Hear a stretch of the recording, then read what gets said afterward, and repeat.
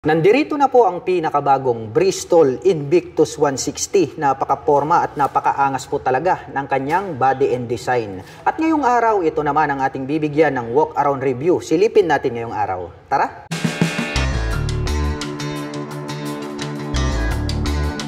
Ito po ang pinakabagong Bristol Invictus 160. Napaka-porma.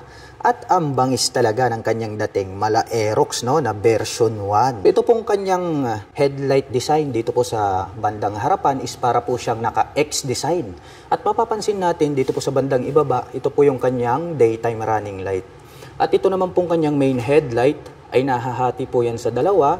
Mayroon po yung high beam and low beam of course. At dito po sa bandang itaas, mayroon po siya ritong minimal decal na yellow and then black. Nakalagay naman po rito yung kanyang model name na Invictus. Naka-V-shape design po pala ito, kaya very attractive sa ating mga paningin. Matutulis din po ito pong kanyang front fairings. Nagkaroon po pala siya ng touch dito ng parang carbon finish. Dumako naman po tayo rito sa bandang itaas. Combination po ito ng glossy white and then black. V-shape design yan. May naka-emboss dito and then deep lines. May makikita naman po tayo rito na Bristol logo. At ito naman pong kanyang handlebar cover, ayan no, makikita talaga natin no, talagang pointed yung pagkaka-design dahil nga gaya ng sabi ko, V-shape design po yan. Ito pong kanyang little visor is parang smoke black po yung kanyang color. And then matte black naman po ito pong kanyang handlebar cover. Dumako naman po tayo rito po sa kanyang side profile. So makikita lang naman natin dito is mga minimal decal. Gaya po nito may nakalagay po rito na liquid cooled. And then lining po ng yellow and then black. Nagkaroon ng partition na black dito. And then nag-continuous yung white color dito. And then ito pong kanyang palikpik, matutulis din po siya. Nagkaroon pa ng windlet dito. And then additional na palikpik in black color. At may nakalagay naman po rito na 160 na decal. Dumako naman po tayo rito po sa bandang ibaba. Silipin naman po natin ito pong kanyang front suspension.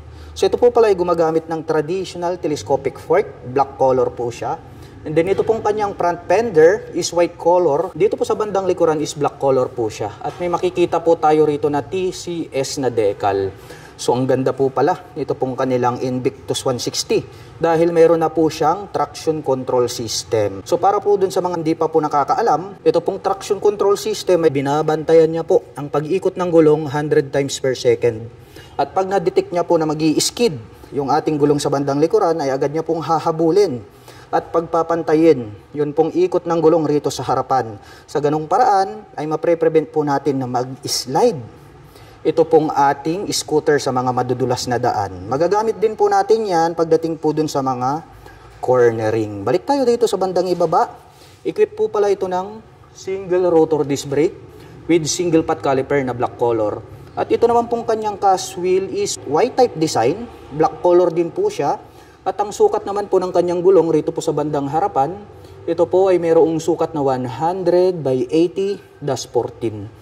At ito pong kanyang stock tires is pang city riding condition. Naka-CST na po pala ito pong kanyang stock na gulong. Kaya maaasahan po natin na matibay po ito pang long endurance. At dito po pala sa bandang ibaba, dito po pala located ito pong kanyang mga turn signals. So ito po palang kanyang mga lighting system ay LED na po lahat. Magmula po rito sa kanyang headlight hanggang dito sa kanyang turn signals. May additional pa po pala rito na minimal decal na yellow at saka black. Dumako naman po tayo rito sa bandang itaas. Silipin naman po natin ito pong kanyang fully digital meter panel display. So hawig na hawig talaga siya sa Aerox. May nakalagay naman po rito na set dito sa bandang gitna. At pagdating naman po rito sa kanyang mga button selectors, ang makikita natin dito sa kaliwa, mayroon po itong passing light, high beam and low beam, and then nata-turn on and off yung kanyang TCS. Ang kanyang turn signal selector at ang kanyang horn. Habang dito naman po sa kabila, mayroon po itong auto stop start system. May on and off ang kanyang headlight at ang kanyang electric starter. At ito pong kanyang mga brake levers is black color po siya. At ito po ay adjustable. Mapunta naman po tayo rito po sa kanyang ignition. Ito po pala ay equipped with smart keyless system. Ang kagandahan niyan, mayroon pa pong support dito na mechanical key. Kung halimbawa man na nalobat itong inyong keyless remote. At ang kagandahan pa niyan is included na po rito yung kanyang fuel at set opener. So nandirito po pala yung kanyang fuel tank sa bandang gitna. So more accessible naman po siya kapag kayo po ay magpapagas, hindi nyo na po kailangang tumayo mula sa pagkakaupo dito sa scooter. Subukan naman nating buksan ito pong kanyang fuel tank. So press lang po natin. Ito po pala ay mayroong 10.7 na fuel tank capacity. At mayroon naman po itong fuel consumption na 47 km per liter. At ang Bristol Invictus 160 ay mayroon po itong 740 mm na seat height. Ngayon naman ay susubukan nating sakyan para maipakita ko sa inyo kung gaano nga ba ito kataas. Mababa lang pala ito mga ka-LM. Makikita nyo naman lapat na lapat yung ating paa. Kaya masasabi ko na very comfortable ito para sa mga tulad ko na 5'6" in height. Sa tansya ko naman ay kayang-kayang i-manage po ito na mga 5'3" and above. Habang dito naman po sa kabila, mayroon naman po siya ritong left pocket. So may door dito, push natin at ating buksan nang makita natin. Mababaw lang naman siya. So sa tingin ko hindi tayo pwedeng maglagay ng mobile phones dito. Gloves siguro pwedeng isiksik. Pero ang kagandahan yan, meron na po pala siyang built-in na USB charging port. So gagamit na lang po tayo rito ng USB cable ay makakapag-recharge na po tayo ng ating dalang mga mobile phones at gadgets. Ito naman pong kanyang pillion board. Meron po siyang rubber cover on top. Anti-slip naman po siya kaya hindi ka rito dudulas. Subukan po nating sukatin para malaman natin kung maluwag ba. Sakto lang naman ito pong kanyang pillion board. So wala po siyang footrest extension. Pero okay lang yan, no? Dahil maluwag naman po ito pong kanyang pillion board. Ito po palang kanyang upuan. Ang ganda po nito pong kanyang seat cover, no? Black color po siya. Two-tone color combination po pala ito. Gray po ito na parang puso. And then yung pagkakatahi is more durable. May naka-intact naman po rito sa bandang gitna na Bristol. At buksan naman po natin ito pong kanyang underseat compartment para maipakita ko sa inyo kung gaano nga ba kaluwag. Ito pong kanyang underseat compartment. Ayan, ang luwag din po pala. Ito pong kanyang seat storage. Sa tansya ko, siguro kakasya din naman dito yung isang full face helmet. At bukod dyan, ay marami din po tayo ritong may ilalagay na mga personal belongings. Mapunta naman po tayo rito po sa bandang gitna. So dito po sa kanyang side profile, naka-X design po pala ito.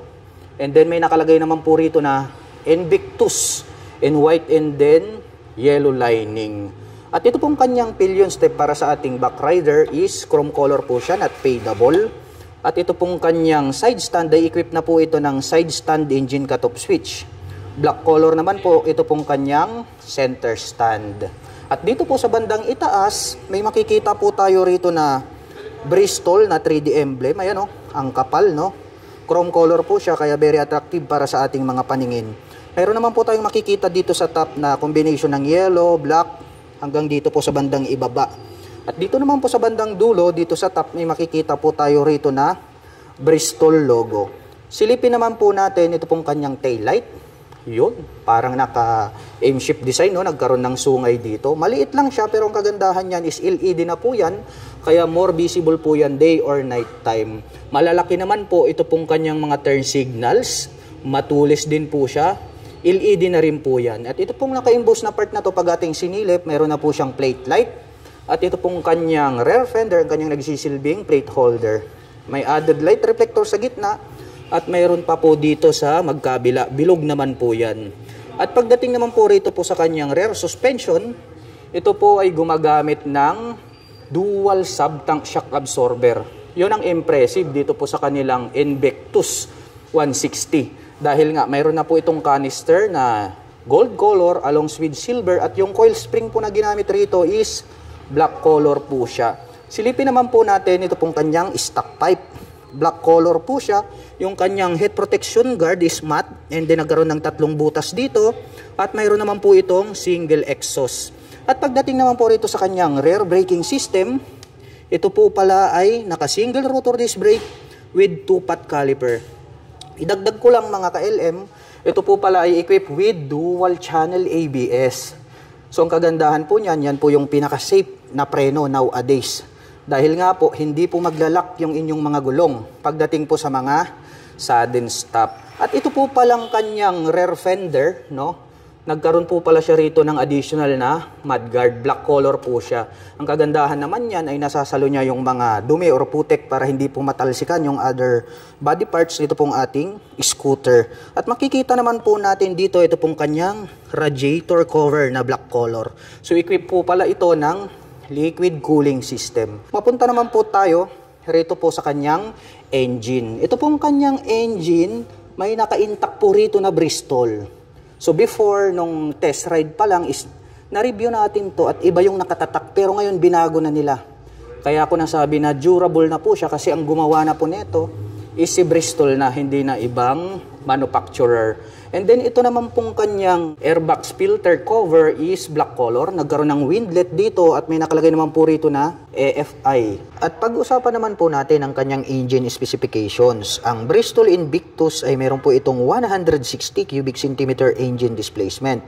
Naka single cylinder, single overhead cam, 4-stroke with 4 valve. At nakakapag-provide naman po ito ng maximum power na 11.8 kilowatt at 8,500 RPM.